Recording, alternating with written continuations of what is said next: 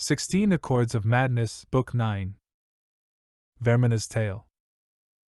Darius Shano found himself running as fast as he could. He had no idea what he was running from or towards, but he didn't care. The desire saturated his mind. There was nothing in the world except flight. He looked around for landmarks, anything to place himself or to use as a target, but to no avail. The featureless grasslands through which he was sprinting extended as far as the eye could see. Just have to keep running, he thought to himself. I have to run as fast as I can. On and on he ran, with no end in sight or in mind. Standing over Darius Shano while he lay quietly in his bed were his mistress, Vaermina the Dreamweaver, and the mad god Sheogorath. Vaermina looked down with pride at this disciple of hers, and was boastful of her little jewel. Such potential in this one!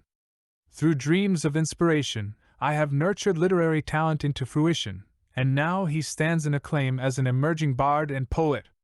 He will gain much favor before I tire of him. Sheogorath, too, gazed at the young Breton artist and saw that he was indeed famous among the other mortals. Mused Sheogorath. But how many are there who hate this mortal whom you have built? It is the hatred of the mortals which confirms greatness, and not their love. Surely you can accomplish this as well? Vaermina's eyes narrowed. Yes, the mortals are indeed often foolish and petty, and it is true that many of their most bold have been despised. Do not worry, mad one, for I have the power to achieve many forms of greatness with this one, hatred among them. Perhaps, Dreamweaver, it would be amusing to show who has this power? Inspire foolish, arrogant hatred of this mortal for 10 years, and then I will do the same. We shall see whose talents are most efficient, free of aid or interference from any of the Daedra. At this, she relaxed into confident pleasure. The mad god is indeed powerful, but this task is suited to my skills. The mortals are repulsed by madness, but rarely think it worthy of hate. I shall take pleasure in revealing this to you, as I bring the more subtle horrors out of this mortal's subconscious. And so, in the 19th year of his life, the dreams Darius Shano had been experiencing began to change. Fear had always been part of the night for him, but now there was something else. A darkness began to creep into his slumber, a darkness that sucked away all feeling and color, leaving only emptiness behind. When this happened, he opened his mouth to scream, but found that the darkness had taken his voice as well. All he had was the terror and the void, and each night they filled him with a new understanding of death. Yet when he woke, there was no fear, for he had faith that his lady had a purpose. Indeed, one night Vaermina herself emerged from the void. She leaned in close to whisper into his ear. "Watch carefully, my beloved!" With that, she pulled the void away, and for hours each night she would reveal to Darius the most horrible perversions of nature. Men being skinned and eaten alive by other men, unimaginable beasts of many limbs and mouths, entire populations being burned. Their screams filled his every evening. In time, these visions gnawed at his soul, and his work began to take on the character of his nightmares. The images revealed to him at night were reproduced on the page, and the terrible cruelty and hollow vice that his work contained both revolted and fascinated the public. They reveled in their disgust over every detail. There were those who openly enjoyed his shocking material, and his popularity among some only fed the hatred of those who found him abhorrent. This continued for several years, while the infamy of Darius grew steadily. Then, in his 29th year, without warning, the dreams and nightmares ceased. Darius felt a weight lifted, as he no longer endured the nightly tortures, but was confused. "What have I done to displease my mistress?" he wondered aloud. "Why has she abandoned me?" Vaermina never answered his prayers. No one ever answered, and the restless dreams faded away to leave Darius in long, deep sleeps. Interest in the works of Darius Shano waned.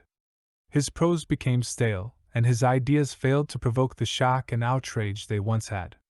As the memory of his notoriety and of his terrible dreams faded, the questions that raced in his mind eventually produced resentment against Vaermina, his former mistress. Resentment grew into hatred, from hatred came ridicule, and over time ridicule became disbelief. Slowly it became obvious Vaermina had never spoken to him at all. His dreams were simply the product of a sick mind that had righted itself. He had been deceived by his own subconscious, and the anger and shame overwhelmed him. The man who once conversed with the deity drifted steadily into heresy. In time, all of the bitterness, doubt, and sacrilege focused in Darius a creative philosophy that was threaded throughout all of his subsequent work. He challenged the gods themselves, as well as the infantile public and corrupt state for worshipping them. He mocked them all with perverse caricatures, sparing no one and giving no quarter. He challenged the gods in public to strike him down if they existed, and ridiculed them when no such comeuppance was delivered. To all of this, the people reacted with outrage far greater than they had shown his previous work. His early career had offended only sensibilities, but now he was striking directly at the heart of the people. His body of work grew in size and intensity. Temples, nobles, and commoners were all targets of his scorn. Finally, at age 39, Darius wrote a piece entitled, "The Noblest Fool," ridiculing the emperor god Tiber Septim for integrating into the pathetic Nine Divines cult. The local king of Daenia, who had been humiliated by this upstart in the past, saw his chance for his sacrilege against the empire. Darius Shano was executed, with a ceremonial blade, in front of a cheering crowd of hundreds. His last, bitter words were gurgled through a mouthful of his own blood. 20 years after their wager was first placed, Vaermina and Sheogorath met over Darius Shano's headless corpse. The Dreamweaver had been eager for this meeting. She had been waiting for years to confront the Daedric Prince over his lack of action. "I have been deceived by you, Sheogorath. I performed my half of the bargain, but during your 10 years you never contacted the mortal once. He owes none of his greatness to you or your talents, or your influence." "Nonsense," croaked the mad god. "I was with him all along. When your time ended and mine began, your whispers in his ear were replaced with silence. I severed his link to that from which he found the most comfort and meaning, and withheld the very attention the creature so desperately craved. Without his mistress, this man's character could ripen under resentment and hatred.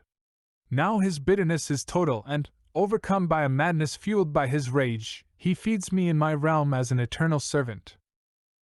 Sheogorath turned and spoke to the empty space by his side. "Indeed, Darius Shano was a glorious mortal.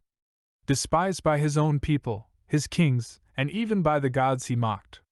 For my success I shall accept 80 followers of Vaermina into my service. And the dreamers will awaken as madmen." And thus did Sheogorath teach Vaermina that without madness, there are no dreams, and no creation. Vaermina will never forget this lesson.